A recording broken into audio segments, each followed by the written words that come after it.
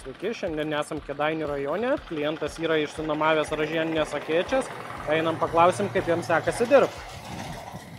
Sveikas Edmundai, O, laba diena. kaip sekasi?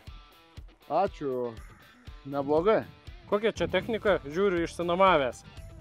Ražieninės akėčias išnuomavom. Darėme, kaip mažinti toliau išlaidas. Susidaigint pabiras ir minimalių žemės dirbimų. Apsitvarkyti laukus. Čia žiūriu, dar papildomai kažkokią tai sistemą esat susimontavę.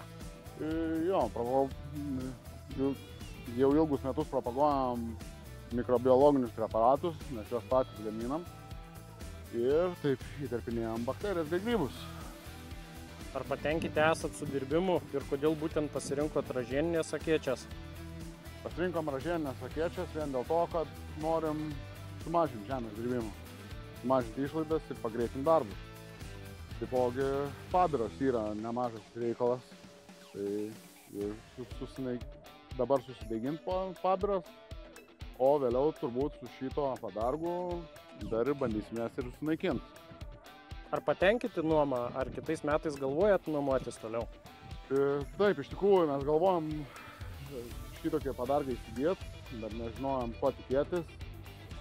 Ir reikia kaip visą laiką primušti ranką. Tai agrokoncernas suteikia tikrai labai geras sąlygas nuomotis, kaina krikščioniška.